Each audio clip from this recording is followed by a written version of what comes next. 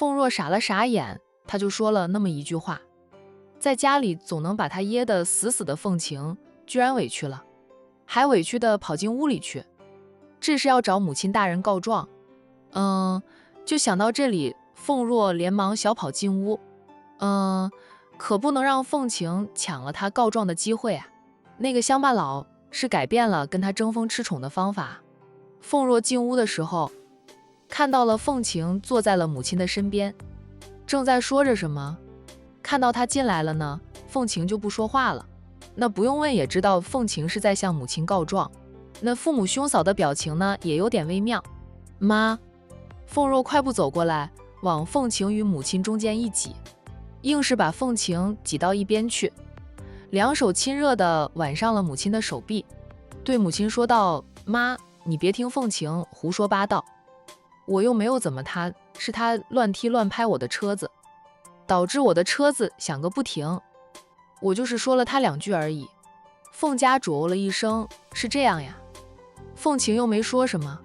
凤若扭头看着凤晴，对母亲说道：凤晴不是向妈告状的，她刚才一脸委屈样摆给谁看呀？凤家主看了一眼不说话的亲生女儿，替女儿解释了一句：你大姐没有告你的状，她是一脸委屈进来了，不过是委屈她开的车都是旧车，没有一辆新车，说你的车比她的好太多。阿晴，明天就让你妹妹陪你去车行买辆新车，你想买哪一辆就买哪一辆，不要说我偏心你妹妹。凤家主说这句话的时候，脸上表情很是不耐烦，但他还是承诺了给凤晴换新车，并且还是让凤若陪着凤晴去买车。听到母亲要给凤晴买新车，凤若心里发酸，她撇了撇嘴，说道：妈，她的车虽说不是新车，但咱们家车库里的车，哪一辆就到哪里去，有的给她开就可以了，还要换新车。换了新车，万一她车技不好，横冲直撞的撞了人怎么办？乡下人做事可粗鲁了。我是在乡下长大，不过我现在不是乡下人了，因为我回到了我亲生父母的身边。反而是你，凤若，你的户口什么时候迁出去？迁回你亲生父母那边，当一个粗鲁的乡下人。凤晴一句话就让凤若变了脸色。那如果她回归亲生父母那边，就真的成了一个乡下人。妈，凤若撒娇似的叫着：妈，你看大姐要赶我走了，妈说过舍不得我的。凤晴，家里的事还轮不到你做主，你看看你把凤若吓到了。凤家主的丈夫，也就是凤晴的亲爸，就板着老脸斥责着凤晴，又赶紧对凤若说道：阿若，不用担心，只要爸妈还活着一天，这个家都轮不到凤晴当家做主。凤晴的兄长们也附和着父亲的话，个个都在指责着凤晴。凤大少奶奶更是说道：凤晴，你在兄妹当中排行最小的，怎么轮也轮不到你来话事呀？怎么就轮不到我来话事？我好歹是咱们凤氏家族的少主，以后是要成为家主的人，这个家族不是家主说了算吗？是你们说了算啊。爸，你有权利说了算吗？几位哥哥，你们又有权利吗？几位嫂子就更不用说了，在我们家族来说，你们是外人而已。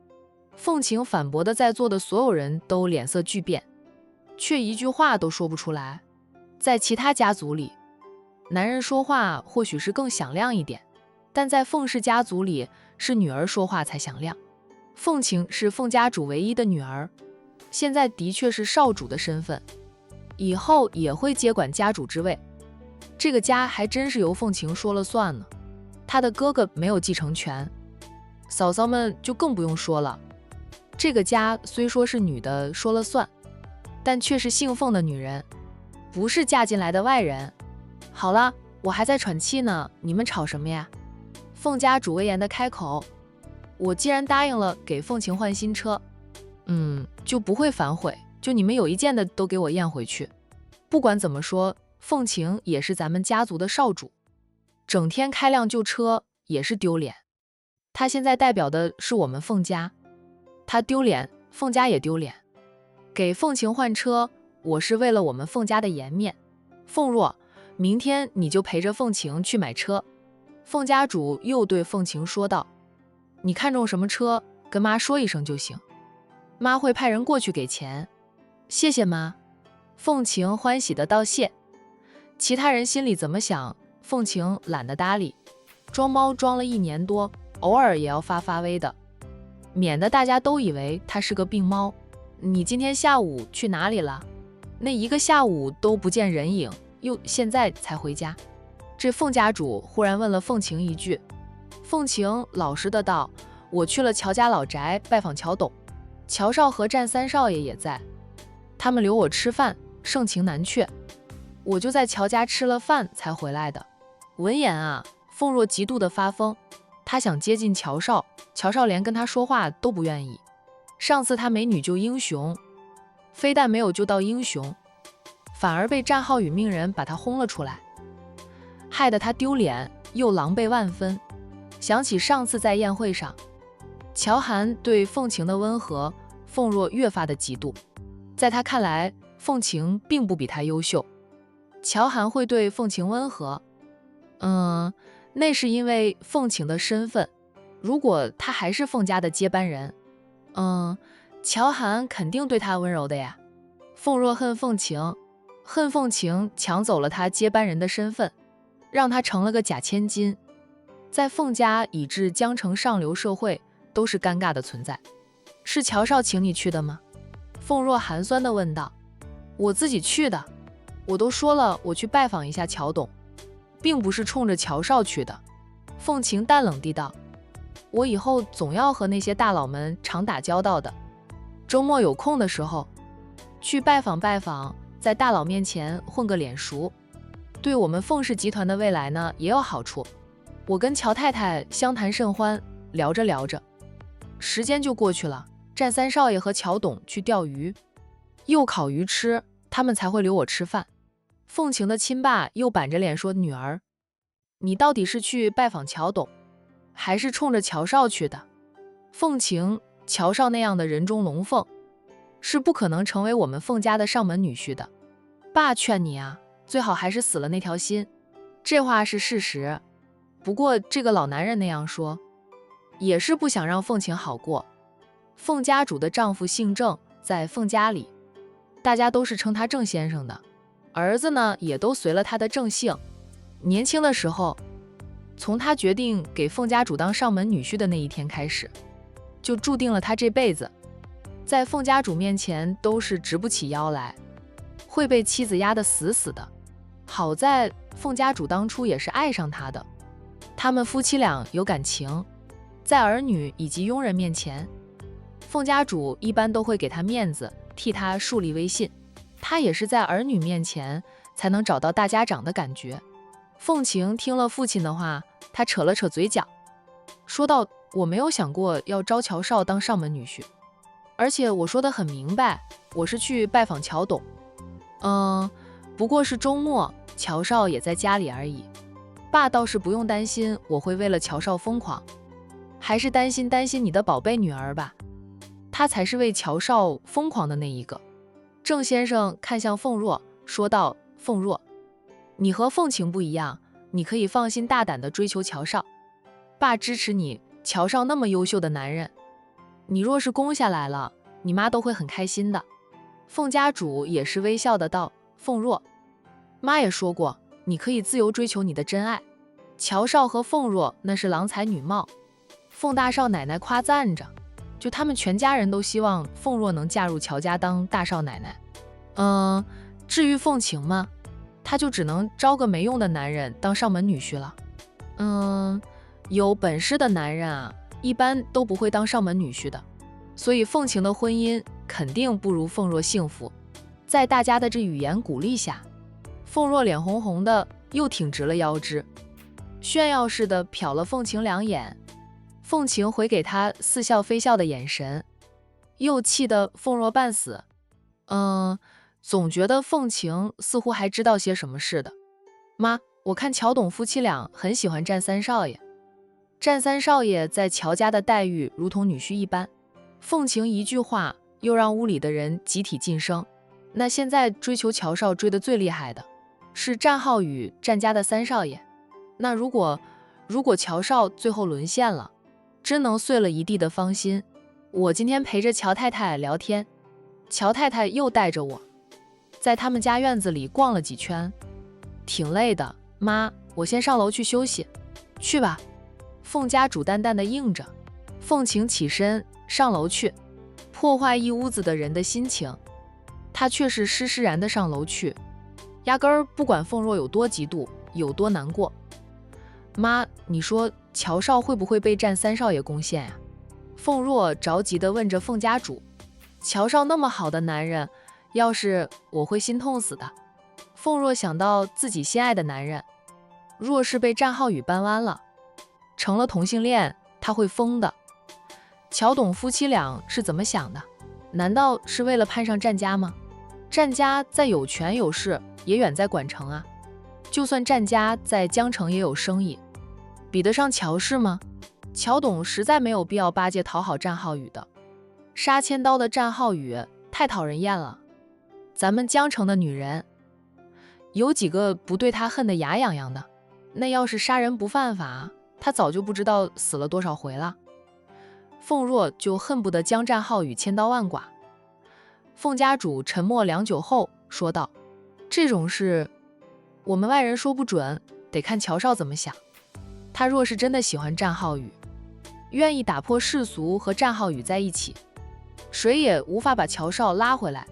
乔董夫妻俩对儿女一向都是放羊，也特别开明，不管两个儿子做什么，他们夫妻俩都不会过多的干涉。乔涵有可能一直就是同性恋。凤家主低沉的道：爱慕他的女人那么多，哪个不优秀？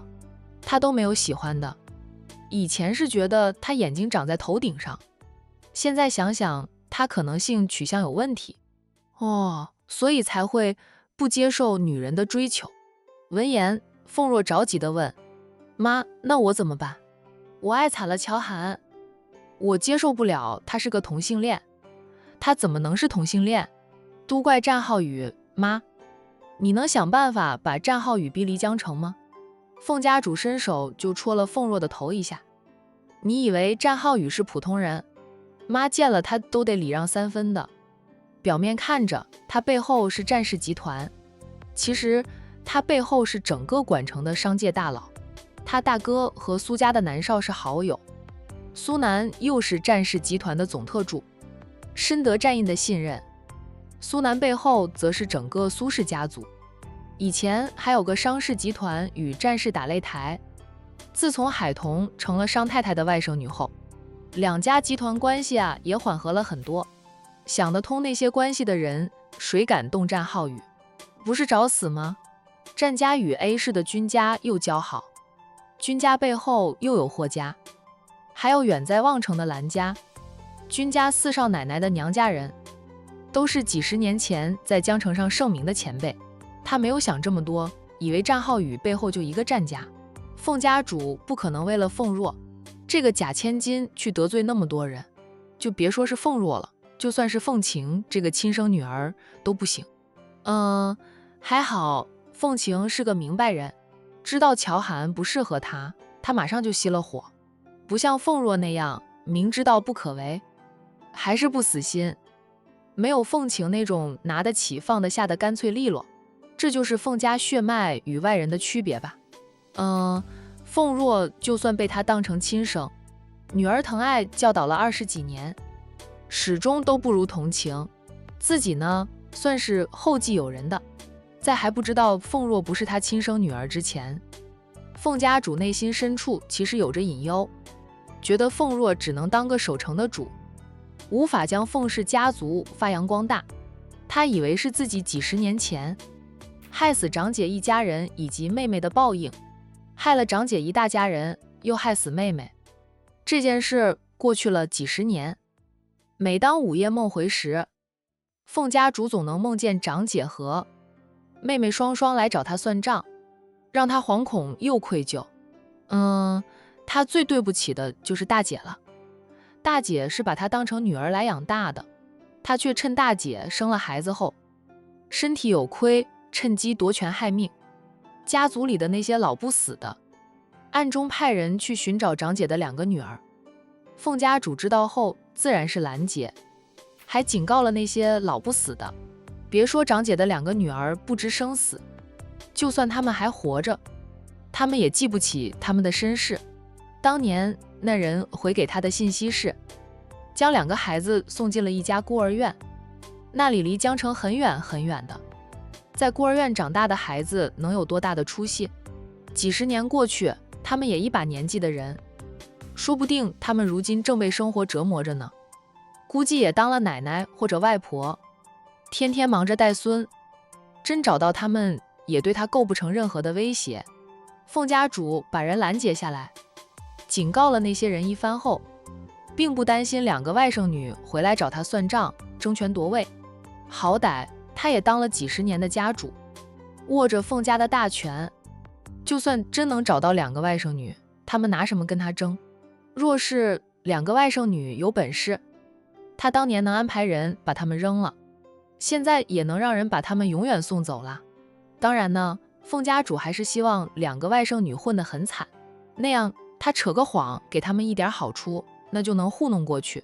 当年的事，所有证据都被他抹掉，知情者也被他干掉了，没有证据，哪怕整个江城的人都说他当年是害死长姐和妹妹，才爬上家主之位的，也只能说说而已。几十年来，有谁能将她凤月送进监狱里去？当年的事，她老公一家人都不知道，因为那个时候她未婚。阿若、乔少若真是同性恋，你也不必去费那个心思了，换一个吧。江城那么多的人家，只要不是那几大家族的人，你能看上的，妈都会想办法帮你。凤若想着乔涵的样子，放眼江城就没有人有乔涵那么好看的了。她爱慕他也爱慕了很多年的了，让他放弃，他做不到。他决定找个机会试试。乔涵对女人是否无动于衷？那如果乔涵真的对女人无动于衷，说明他真的是同性恋。他再喜欢他也得放弃了。总不能涂着那张脸守一辈子的活寡吧。况且就算他想守活寡，人家乔涵也未必会娶她。丰泽酒店顶楼的游泳池里，战浩宇像条鱼似的在那里游来游去，乔涵站在池边看着他。他很久没有游过泳，放不开。乔涵，你就打算站在这里看我游泳吗？那里有更衣室，新的泳衣也给了你，你进去换了泳衣出来，就可以下水了。我说过，今晚这里只有我和你。他的保密工作做得还是很好的，在他的地盘上，他要是无法保住他的隐私，那就是打他的脸。舒服吗？乔涵问了他一句。战浩宇笑，笑容在灯光下灿烂至极，就让乔涵看着都晃得花了眼。我说很舒服，你又体会不到，还是你自己下水来试试吧。大热的天，在这里游泳，哇，清凉爽快，舒服到了极点。乔涵沉默地看着游过来的战浩宇，他和他说完后，又像一尾鱼似的游走了呀。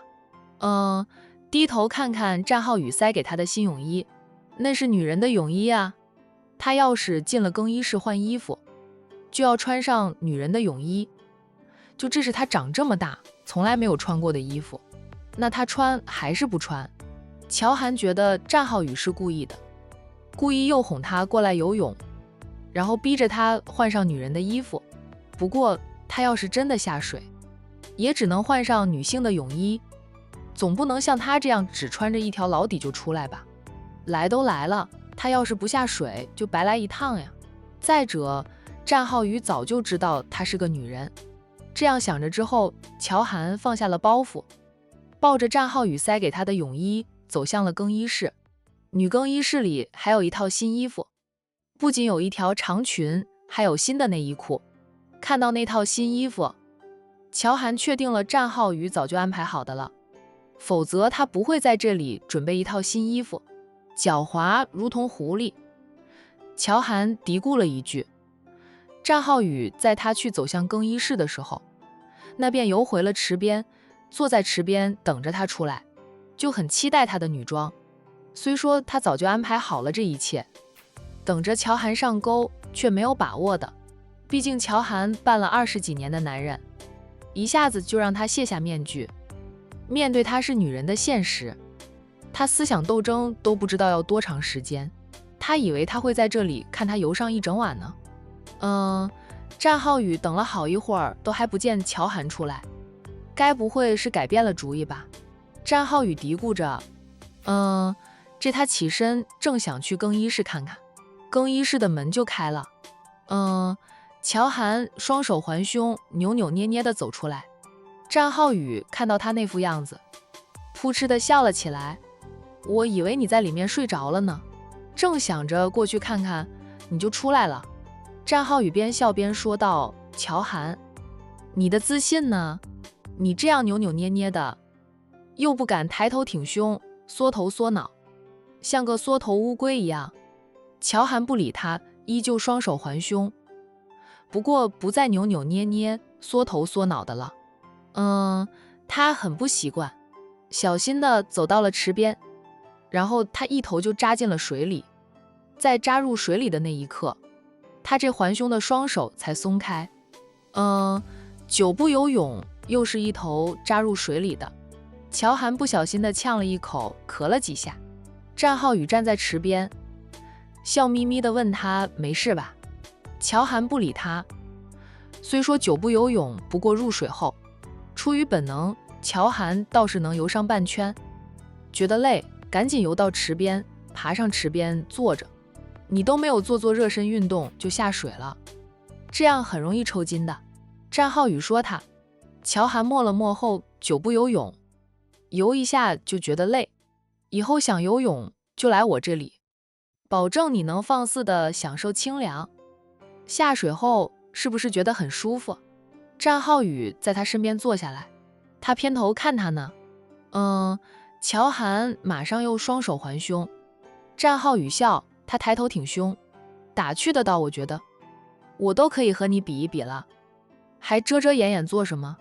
一落，恼羞成怒的乔涵一脚把他踢下池水里去。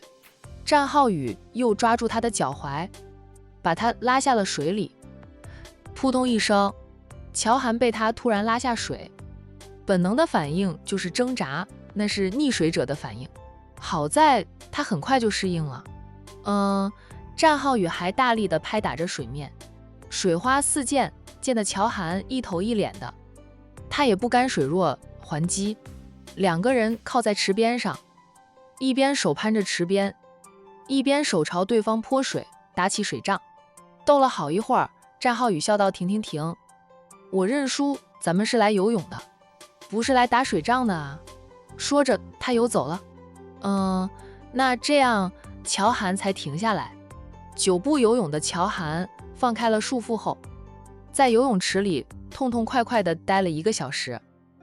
等他起来的时候，发现战浩宇早就起来了。人应该在更衣室里吧，周围没有看到他。乔涵没有多想，也向更衣室走去。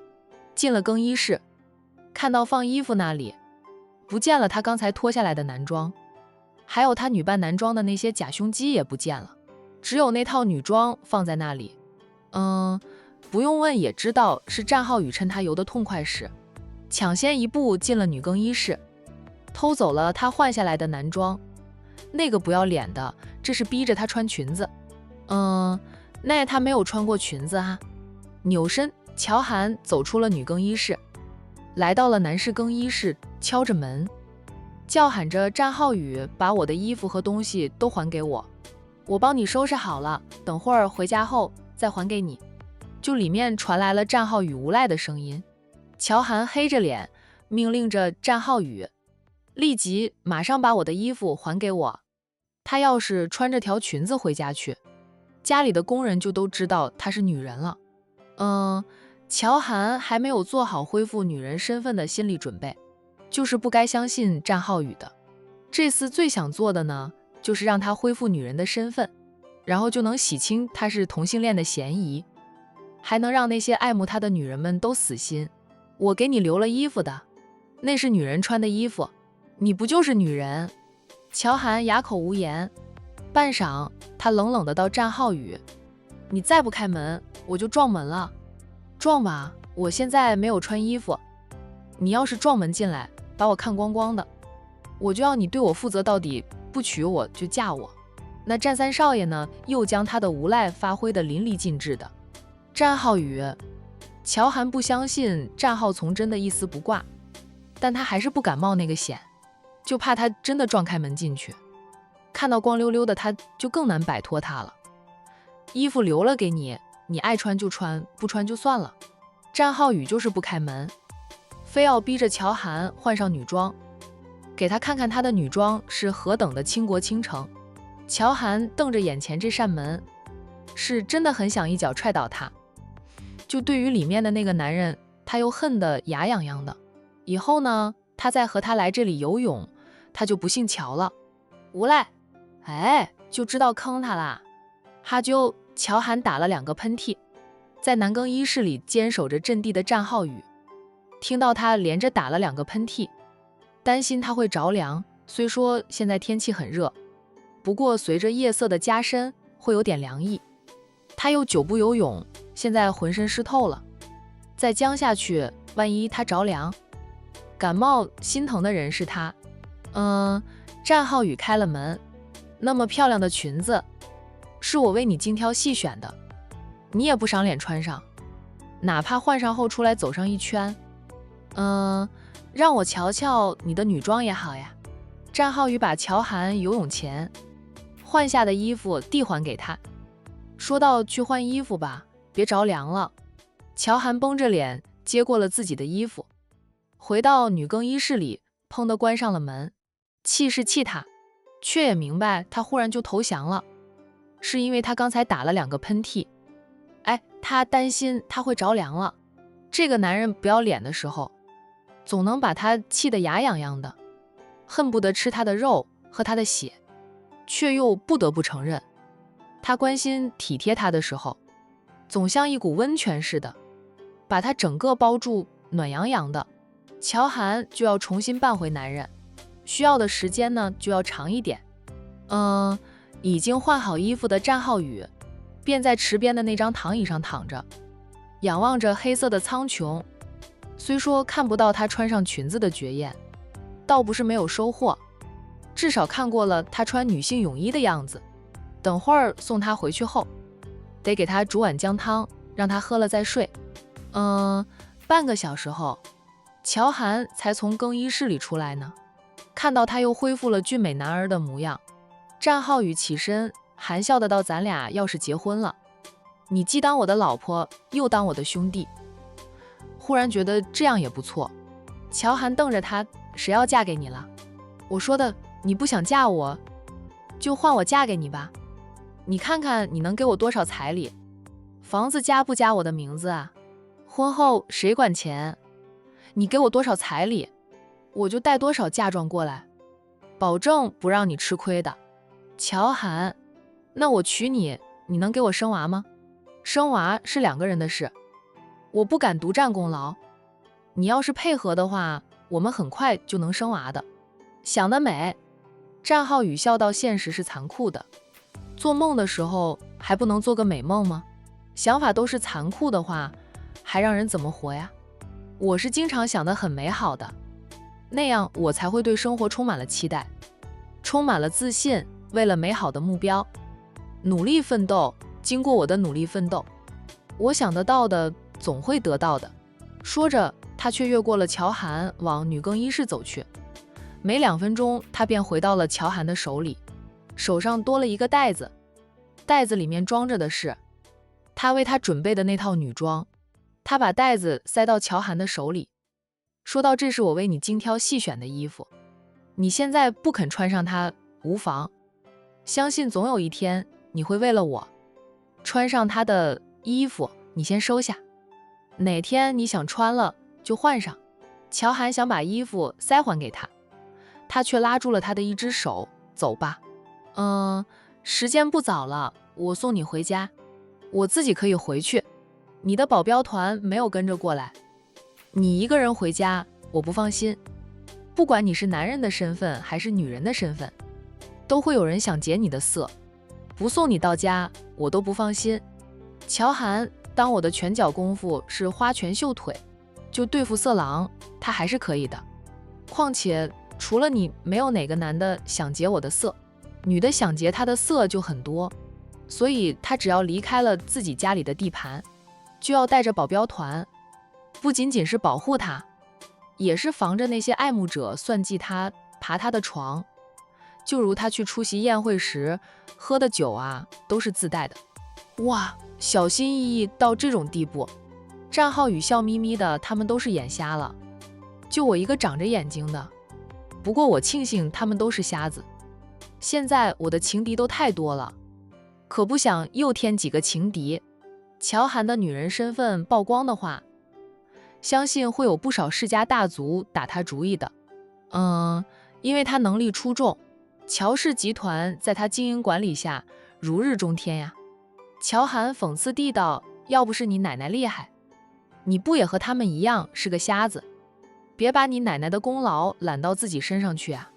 战浩宇一噎，他说的是事实，是奶奶调查清楚的，把他的相片交给他，就让他追求他娶她为妻。他还以为奶奶给他安排了一个帅哥，想生生将他扭成同性恋呢。等他与他接触后，他也没有找到他是女人的破绽。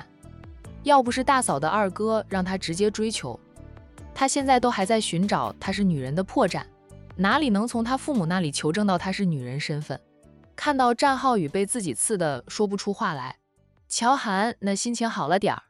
我还是不放心你，这也是我身为男人该有的风度。战浩宇坚持要送他回家，不亲自送你到家，我是不放心的呀。乔涵说他战浩宇，别以为我不知道你想什么。你现在送我回去，到家后夜已深，你又会说担心路上不安全，不敢一个人回酒店，要赖在我家里过夜。战浩宇嘻嘻的笑，我那不是赖，乔叔都邀请我留在你家里过夜，阿姨也说喜欢吃我做的早餐，我在你家里住一晚，早上才能早起给你们准备美味的早餐。乔涵没好气的道，没有你的时候我们就不用吃了，我们平时吃的哪一顿不美味？我做的是不是更好吃一点？乔涵又不说话了，他不得不承认，战浩宇的厨艺认第二，没有人敢称第一。他家里的厨师，只要战浩宇过来了，都跟着战浩宇偷师。战浩宇倒也不藏私，只要厨师想学做的菜，他就指点几下。不过厨师烧的菜跟他的还是有差距的。他说他是打小练习的厨艺，实践无数次，有20几年的经验，自然要牛逼一点。凭着战浩宇超厚的脸皮，超强的禅功，最终还是由他送着乔涵回乔家老宅。回到乔家的时候，乔家人都还没有睡，一家3口坐在院子里赏星赏月，谈天说地。看到战浩宇带着乔涵回来，一家3口很识趣的没有问2个人去哪里约会了。不过战浩宇又成功的赖下来了，因为乔董招呼他过去赏星赏月，反正明天还是星期天，不用上班，就算赏月到半夜3更也无妨。爸妈，我先去休息了。乔涵没有这样的闲情雅致，他犯困，休息天那本来是他睡懒觉的日子，因为战浩宇这块牛皮糖，他未能从早睡到晚。去吧。乔董夫妻俩都慈爱的应着话，知道女儿平时很累。等乔涵进屋了，乔董问战浩宇，浩宇，你刚才带着阿涵去哪里啊？天气太热，带阿涵去游泳了。我丰泽酒店顶楼有个游泳池，被我清了场，阿涵可以放心的享受清凉。阿涵下水了吗？乔董关心的问。他们家里也有游泳池，但是女儿很久没有下过水了，就是怕被人知道她是个女孩子。一开始没有下水，站在池边看着我游泳，后来我说她不下水就白去的，她想了好一会儿才下水的。我给她准备了女装，但她不肯换上。说到最后，战浩宇一脸的遗憾，说道，没有看到阿寒穿女装时的倾国倾城。他看着面前的一家三口，乔轩呵呵的道：“你不用看我，我和我哥做了20几年的兄弟，现在叫他哥都叫习惯了。反正我是没有见过我哥穿女装的样子，问我爸妈吧，看他们有没有印象。”乔太太说道：“阿寒打小就当男儿来养，他以前的衣服都和阿轩的一样的，没有穿过女孩子的衣服。”乔董也说道：“以前觉得女儿当儿子来养，如同养了2个儿子一样，挺好玩的。好玩是好玩，玩得过火了，收不了场。